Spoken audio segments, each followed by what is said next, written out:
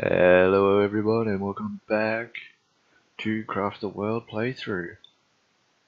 As this is a quick series, I'm going to be making all attempts to make this as fast as possible, while not skipping out on as much details as I can. I'm pretty sure this is episode 4, and as we left off in the last episode, I was starting my crop.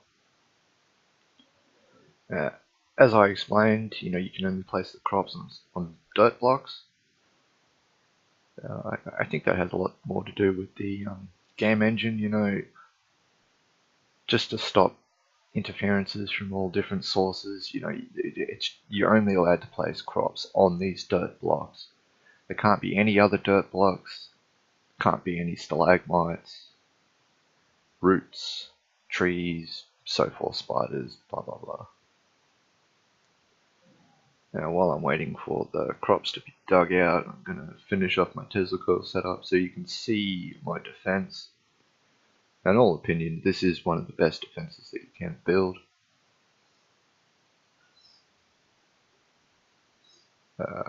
And the argument for that is because you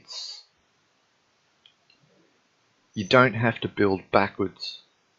So, for example, this build has been continuous from the start of the game to right now. I haven't had to tear anything down and build more. It's just been a continuous build. I've just been adding, changing, adding. And that's one of the reasons I think it is probably the best way to defend your base. At least your front doors.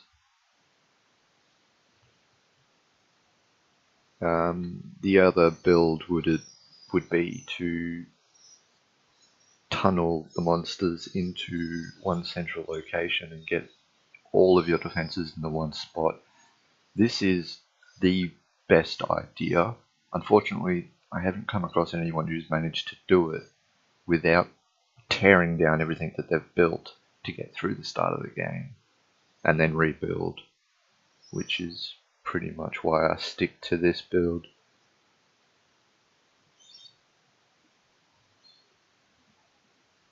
Yeah, I'm just finishing off the bridge over here, no real reason. My dam hasn't really worked very well. It's meant to catch water from the rain, but obviously it's not as what I would like.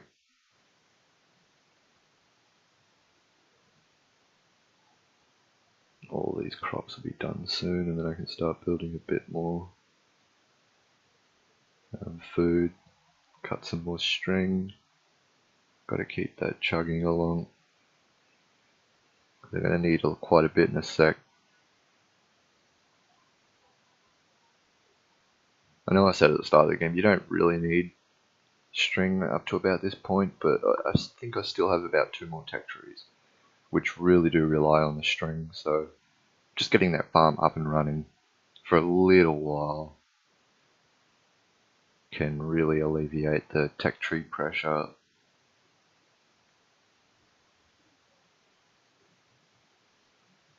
Re-equipping all of my dwarves. As you can see now, I've got all of the best bows. I think there's one person with a 2 people now with a mithril sword. And ideally you want to put the armor on the dwarves that have the mithril swords. And if they roll warrior, then there's another good reason.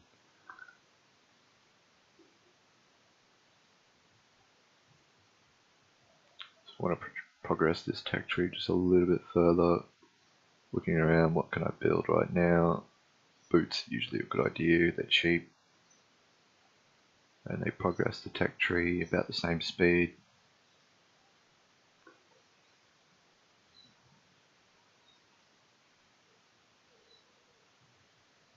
I'm going to get another sheep here, put a portal down so my dwarves don't go through the portals that are spawning right now. Instead they go around it. So there's no chance of them dying. I really do wish that you could cut the entire farm, but no, you have to click on the sheep individually. It's like playing duck shoot. It can be quite annoying. And that was pretty straightforward, one Tesla coil. That's the first time I think they've spawned over near that Tesla coil. So you just saw how effective one Tesla coil is against one portal. Like, I basically wouldn't have even had to have used my dwarves, and I would have gotten through that quite significantly easy.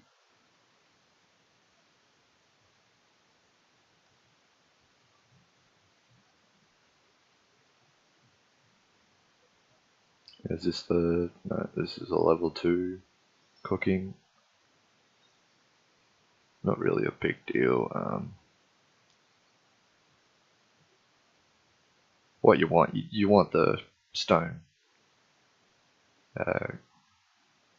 Stone stove or something? Camp cooking stove? I don't know. Stone cooking stove, yeah, that makes sense. Yeah, you want that. The level 3 one is... it really does. It increases the speed tenfold.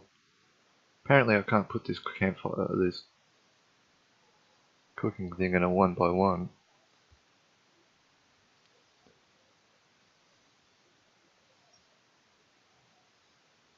I'm just trying to work out where I can put it. I'll just put them down here.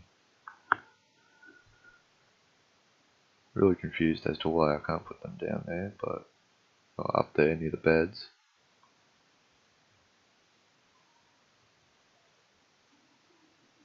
So I'm starting to overuse portals a bit, but I'm still in good touch with my mana.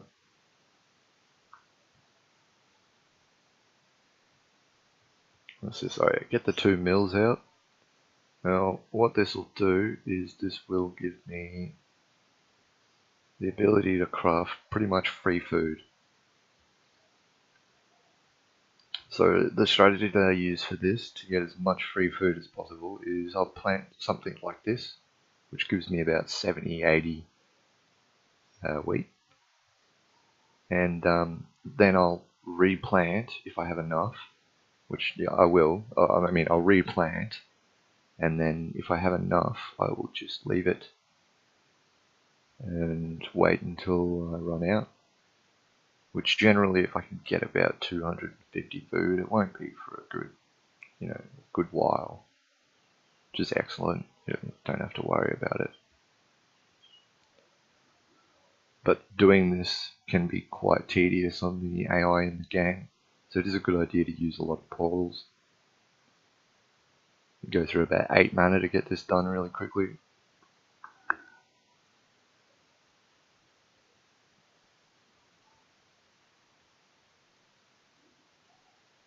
As you can see, I can't plant the wheat underneath the portals. So I gotta wait for them to disappear, and just like that I've replanted. Albeit there's 3 more to go, but just like that.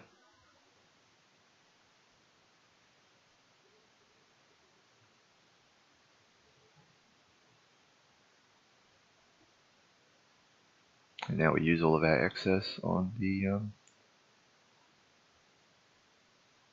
wops, or whatever they're called.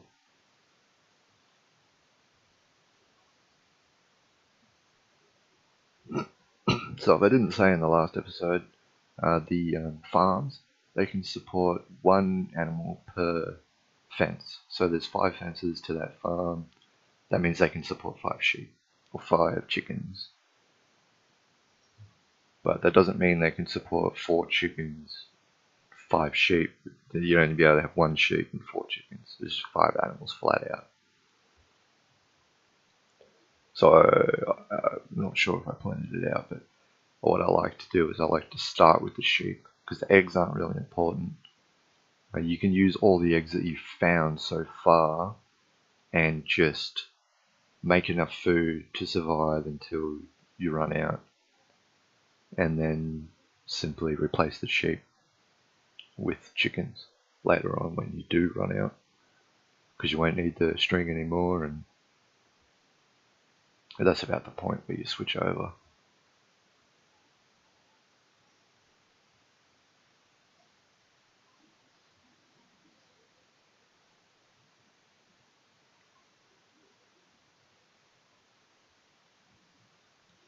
So I'm just patiently going through the game right now. No real hurry to get back into the mines. Mostly working on the tech tree.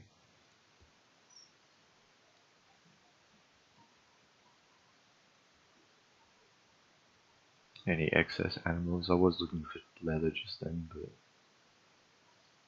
I'm still waiting for that tech tree of the basic stoneworking to finish.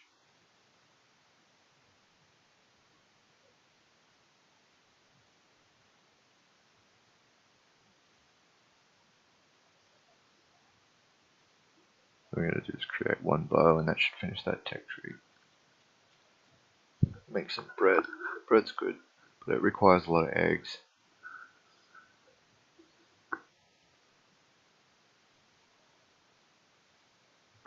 Now that I'm at iron armor, I should be able to finish all my dwarves and move them all up to a different tech of armor instead of the wooden armor.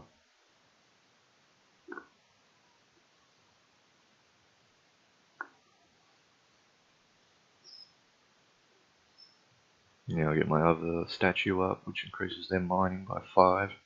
Doesn't stack, unfortunately, but I guess that would be pretty overpowered if it did. And seeing as I'm coming up to level 12, I'm going to increase the area for my pets so that I can place another one down.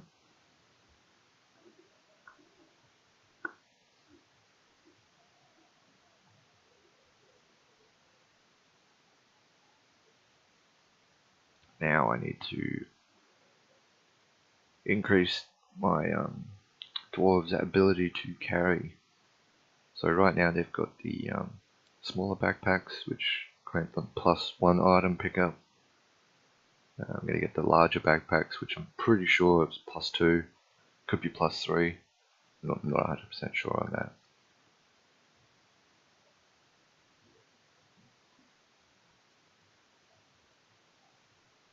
There's one thing I've noticed with statues is you can place items above them, but you cannot place them if an item is already there. So you have to put them in first. So I got 11 backpacks out just then. I'll need to craft at least 2 more, but considering I don't have enough mats right now, I'm just not going to bother. I've run into a dead end here because I do not have any ore. So I'm going to have to eventually go back into the mines. I can't leave it too late because I am currently I'm completely out of ore, and that's the only way to continue.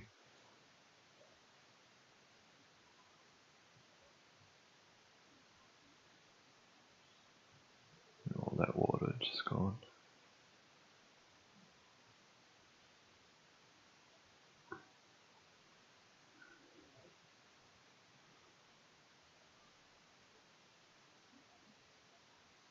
Get some doors. Just put them here, and then I'll go for the easy minerals that should be located over here.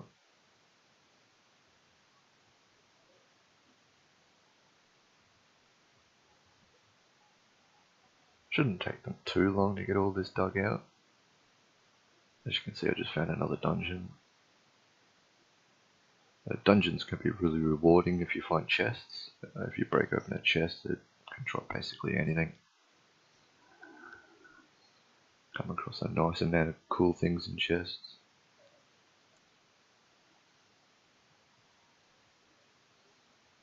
In fact, I'm pretty sure I've come across a mithril helmet in this playthrough.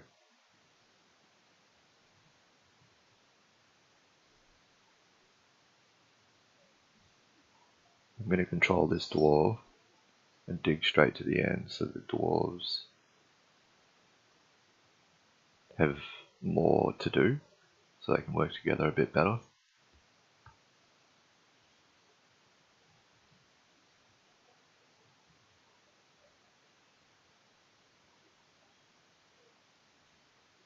And this is pretty much the way you go about digging a really long tunnel. Luckily I've got the right dwarf for this. If I had been using a bow just then, that would have been really tedious.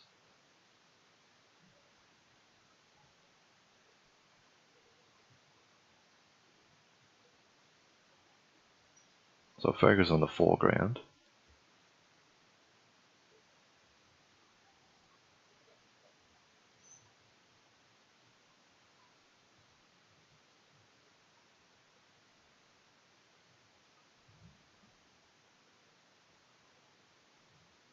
stick this girl down here. Start getting rid of all this. And they should be right to finish that middle section.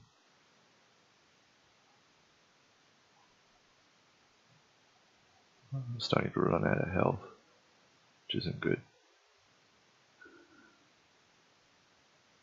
Yeah, these tunnelers don't do a lot of damage, but after you fight a couple of them, they starts to build up.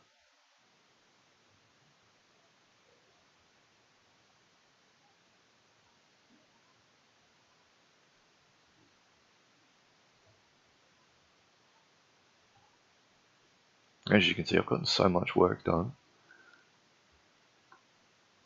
just by controlling this one dwarf.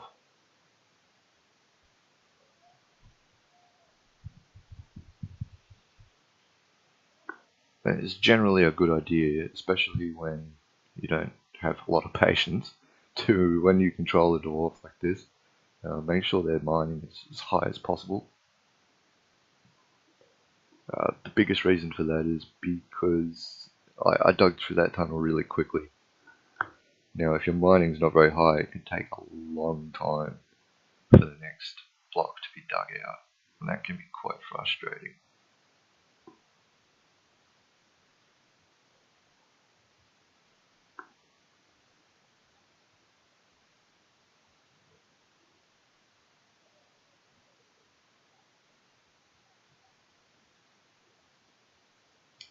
Now, with these dungeon blocks, you basically, if you've got enough cobblestone, you don't need, or stone, you don't need most of these blocks, but what you will want are anything that has color on it.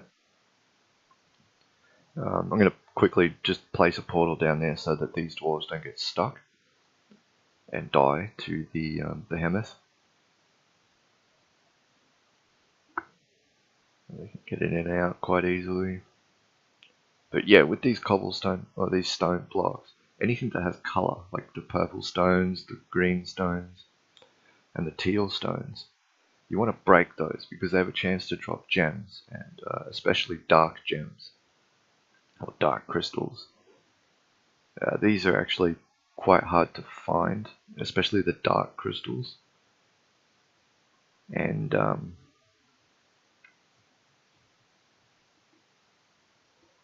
yeah, they're really useful for making potions later in the game.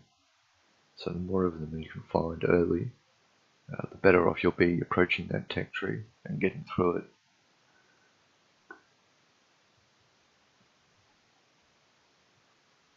Not necessarily the health potions, but the well, for one, the portals that you make at the end of the game to win the game, and the transmogrification potion. I know it's not called that, but it's a different word, but it's basically that. And the fireball potion, the ice ball potion.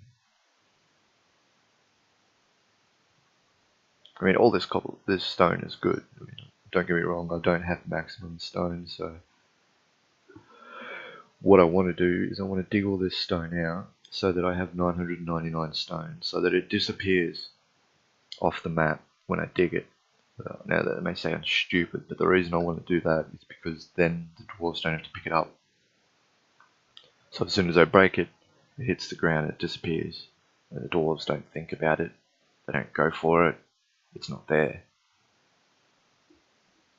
Another thing you can do is you can build a lot of stone materials if you don't want to waste it. But I feel like just the reduction in AI strain is probably the best way to go. This is the first door that I've come across, right? And I don't know what they do. I do now, but at this point I didn't because I haven't played this game in the new patch.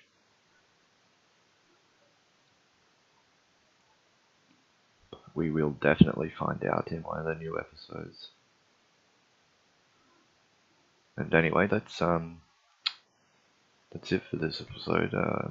Trying to upload every second day, so yeah, I should see you in the next 48 hours. Peace.